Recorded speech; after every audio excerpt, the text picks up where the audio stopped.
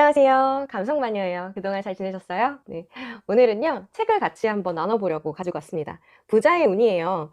이 책은 아시는 분들도 있을 거고, 그리고 모르시는 분들도 있을 텐데요. 워낙 되게 유명한 사이토 히토리라는 일본의 거부가 지은 책입니다.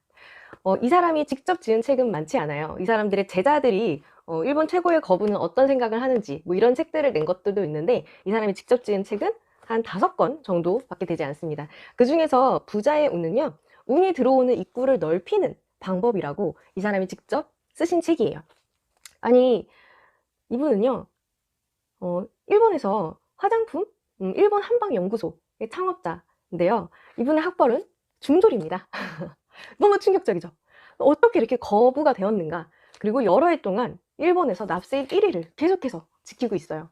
우리가 일상에서 쉽게 적용할 수 있는 것 3가지 정도 추려서 공유해 볼게요. 일본의 거부 사이토 히토리 씨가 말하는 부자의 운의 첫 번째 가장 먼저 나오는 건요. 웃음이에요. 웃음. 사이토 히토리 씨는요. 웃음은 제 성공의 미천이었습니다 라고 말을 합니다. 이분은요.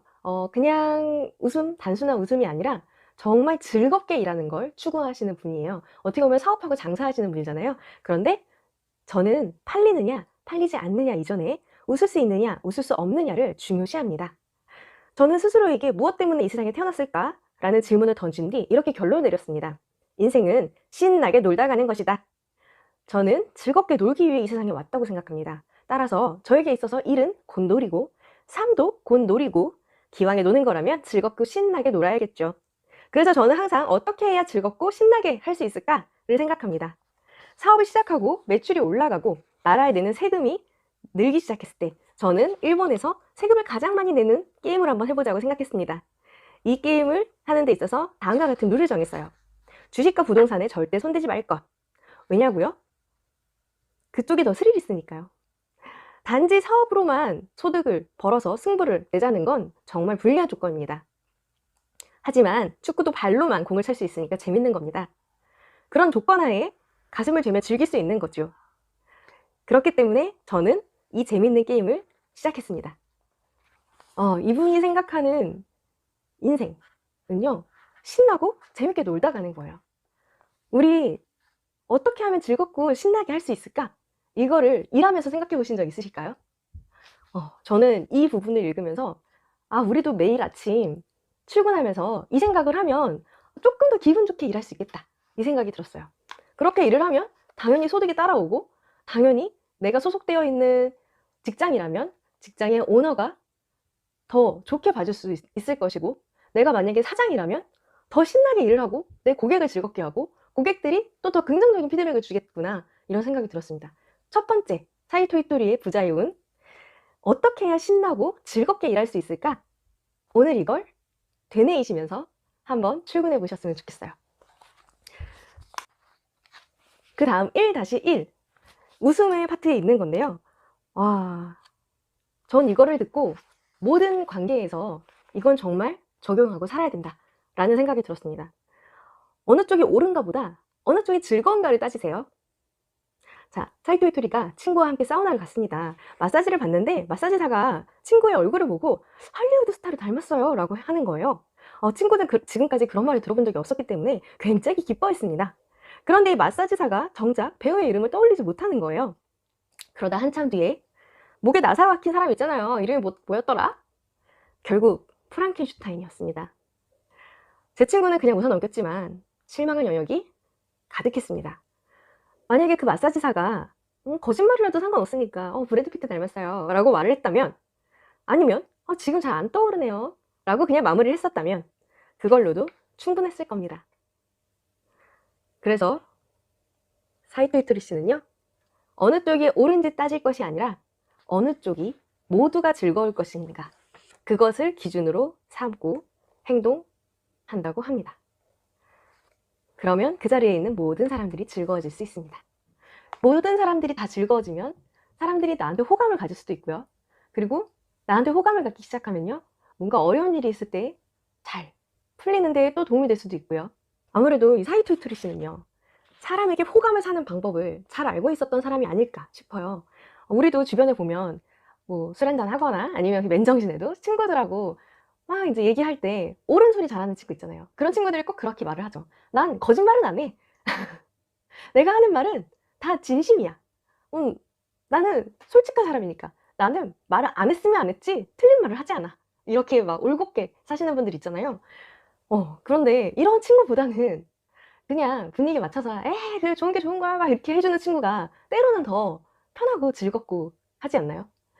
여기서 사이토 히토리 씨가 말하는 것이 바로 그런 맥락일 것 같아요. 어떻게 하는 게 옳은가 보다 어떻게 해야 모두가 즐거워질 수 있을까? 이걸 기준으로 삼고 행동을 해보라는 거죠.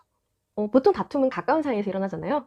그럴 때 옳은가 그른가 막 따지는 것보다 우리가 어떻게 하면 조금 더 즐겁고 행복할 수 있을까? 이거를 따지다 보면 막 길게 이야기가 가는 게 아니라 빠르게 사과하고 빠르게 문제를 해결하고 관계에서 골이 깊어지는 상처가 되는 말을 줄일 수 있지 않을까라는 생각이 듭니다. 즉 제가 느꼈을 때는 상대방과 관계에 있어서 필수품이라고 생각이 듭니다. 트위토리 씨가 말하는 첫 번째 부자의 운은 웃음이었습니다. 어떻게 해야 신나고 즐겁게 일할 수 있을까? 어떻게 해야 모두가 즐거워질 수 있을까? 이 두 가지를 꼭 오늘 계속 반복해서 생각하셨으면 좋겠어요. 부자의 운에서 대망의 두 번째. 이거는 사이토 히토리 씨의 메인 문장이라고 할 수 있어요. 이거는 꼭 알아두셔야 합니다. 나는 운이 좋아 라고 말을 하는 거예요. 여기 책의 글을 보면 정말 나는 운이 좋아 이 말을 안 할래야 안 할 수가 없습니다. 읽어볼게요. 저의 제자들도 원래 평범한 사람이었지만 이 말의 위력을 가르쳤더니 모두 자신의 회사를 가지게 되었고 사업에도 성공하여 억만장자가 되었습니다. 이런 얘기를 해도 사람들은 잘 믿질 않습니다. 사실 제가 여러분의 입장이라고 해도 절대 안 믿었을 겁니다. 따라서 이 말을 믿지 않는 당신은 오히려 정상인 것입니다. 그러니 이때 나는 정상인이구나. 난 운이 좋네 라고 생각하세요. 하루하루 살다 보면 여러 일을 겪게 되지만 어떤 말을 내뱉은 다음에 말 끝에 꼭 난 운이 좋다 라는 말을 붙여보시기 바랍니다. 예를 들어 오늘 아침에 비가 오네? 하지만 난 운이 좋아. 이런 식으로요. 뭐가 운이 좋은 거냐고요? 그런 것은 따질 필요가 없습니다. 이유는 모르겠지만 하여튼 난 운이 좋네 라고 생각하면 충분합니다. 이유를 따질 시간이 있으면 차라리 그 시간에 운이 좋다라고 말하는 게 낫습니다. 너무 유쾌한 사람인 것 같아요. 책에서도 이렇게 짤막하지만 본인의 그거 생각할 동안에 난 운이 좋다 한번 해보세요 라고 이렇게 권하고 있거든요. 그래서 최근 며칠 해봤거든요. 며칠 동안 해보니까 난 운이 좋다 난 운이 좋다 그래 난 운이 좋아 이렇게 했더니 사실 뭐가 특별한 일이 일어나지 않았는데 그냥 괜히 기분이 좋더라고요. 그래서 일하다가 진상을 만났어요. 그래도 괜찮아 하지만 난 운이 좋아 난 운이 좋아 이렇게 했더니 조금 그분이 나한테 줬던 그 부정적인 에너지가 좀 탁 털어지는 느낌이 들었어요. 그래서 금방 기분 전환이 되더라고요. 여러분도 비가 오거나 짜증나거나 누군가 날 기분 나쁘게 했거나 내가 뭔가 버스를 놓쳤거나 그럴 때 그래 난 운이 좋아 그래 뭔가 더 좋은 게 오려나 봐 난 이걸로 더 좋은 운이 오고 있어 그래 난 운이 좋아 이거를 한번 해보시기 바랍니다. 사이토 히토리의 부자의 운 두 번째 그리고 사이토 히토리 씨의 메인 키워드 난 운이 좋아 였습니다. 다음 세 번째예요. 이 세 번째는요 제가 읽다가 정말 너무 찔려가지고 꼭 전해드려야겠다 라는 생각이 들었습니다. 완벽주의를 버리면 인생이 즐거워집니다. 여러분 우리는 모두가 열심히 살고 완벽하고 꼼꼼하게 일하려고 다 노력하지 않나요? 매일매일 성실하고 꼼꼼하게 일 처리를 깔끔하게 잘하려고 더 노력하지 않나요? 저는 특히나 병원에서 근무를 하기 때문에 병원에서는 에러율 제로 이게 굉장히 중요하거든요. 그래서 에러율 제로를 위해서 리체크하는 거를 항상 트레이닝을 받았기 때문에 사실 저는 결혼 초반에는 약간 완벽주의였던 것 같아요. 좀 완벽주의가 되려고 좀 노력하는 이런 문화 속에서 많이 살아왔던 것 같아요. 그런데 이 사이토 히토리 씨는요 저는 완벽주의가 아닙니다. 스스로 불완벽주의자라고 부르죠. 왜냐하면 제 스스로가 완벽하지 못한 인간이기 때문이에요. 계속 읽어드릴게요. 78대 22의 법칙, 일명 유태인의 법칙이라는 게 있습니다. 이 법칙에 의하면 인간이 하는 일은 아무리 잘해도 78%가 최고치라고 합니다. 인간은 누구나 일할 때 완벽을 추구합니다. 그렇죠. 그런데 실제로 해보면 100% 완벽하게 할 수는 없습니다. 암만 해봤자 78%가 최고라는 거죠. 당신이 아무리 완벽주의자라고 해도 100%를 할 수는 없습니다. 완벽주의자는 완벽하게 일처리를 하지 못했을 때 스스로를 탓하거나 다른 사람을 탓하거나 여하튼 누군가를 탓하게 되어 있습니다. 결국은 자기 자신이 싫어지거나 다른 사람으로부터 미움을 받거나 다른 사람을 미워하게 되는 거지요. 바로 이런 이유 때문에 저는 완벽주의자가 되려 하지 않는 겁니다. 물론 어느 한쪽이 옳고 나쁘다는 건 아닙니다. 그렇다고 제가 일을 대충 하는 것도 아닙니다. 일을 할 때에는 당연히 100%를 추구하죠. 하지만 인간이 하는 일은 어차피 최고가 78%니까 결과가 어찌 되었든 참 잘했다라고 인정하면 되는 겁니다. 그리고 나서 내가 할 수 없었던 22%에 대해서 다시 점검하고 다음번부터 부족한 부분을 개선하면 됩니다. 이 과정을 끊임없이 계속하다 보면 인간은 어느덧 자기 완성에 도달할 수 있습니다. 그래서 인생이 즐거운 겁니다. 끊임없이 계속 하다 보면 자기 완성에 도달할 수 있습니다. 아무리 완벽을 추구해도 완벽해 끊임없이 자기 성장을 하면서 자기 완성에 도달하는 그 과정을 즐기라는 겁니다. 완벽주의에 집착을 하다 보면 뭔가 가르치는 사람이든 배우는 사람이든 솔직히 좀 피곤하잖아요. 그리고 제가 결혼을 해서 30 수년을 따로 살았던 사람하고 같이 살다 보니까 와 진짜 서로 맞춰야 될 게 너무 많더라고요. 근데 이제 이 완벽주의를 제가 어느 정도 좀 갖고 있다 보니까 남편은 왜 청소를 안 할까? 남편은 왜 이렇게 지저분할까? 막 이런 것 때문에 꽤 스트레스를 많이 받았었어요, 초반에. 그런데 그것 때문에 이제 남편한테 지적 아닌 지적을 하게 되는 거죠. 그리고 근데 그 말이 여기 나오는 거예요. 남에게 무언가를 가르치든 배우든 완벽주의를 버리면 즐거워진대요. 완벽하게 일 처리를 못하는 사람은 용서가 안 돼! 라는 태도를 가지면 너무 피곤해진다는 거예요. 제가 저 스스로 너무 피곤하게 살다가 이 사람이 조금씩 나아지고 있구나. 내 눈에는 더뎌 보이지만 이 사람은 노력하는 거구나 라는 걸 인식하고 보니까 조금씩 보이는 거예요. 거기서 그 변화하는 즐거움이 있더라고요. 그래서 그런 사소한 거를 하나하나 칭찬해 주기 시작했어요. 그랬더니 정말 남편하고 결혼한 지 이제 2년 차인데요. 1년 만에 엄청 많이 서로 맞춰지게 됐어요. 물론 저도 완벽한 사람이 아니니까 제가 부족한 면을 또 남편이 지적을 하기도 하고 그거를 처음에는 발끈했었어요. 근데 세상에 완벽한 사람은 없다 라는 걸 깨닫고 나서부터 조금 사람을 보는 시선이 많이 유해졌고요.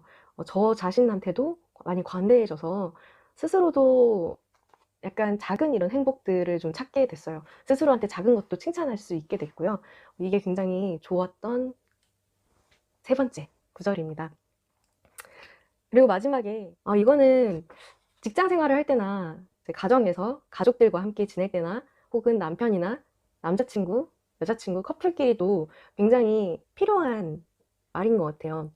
우리가 직장 생활에서 할 때 신입사원이 처음 들어오면 항상 그런 말을 하죠. 우리 같이 한번 열심히 해봅시다. 하지만 시간이 지날수록 쟤는 왜 이렇게 배우는 게 느리고 이렇게 속이 터지고 그렇잖아요.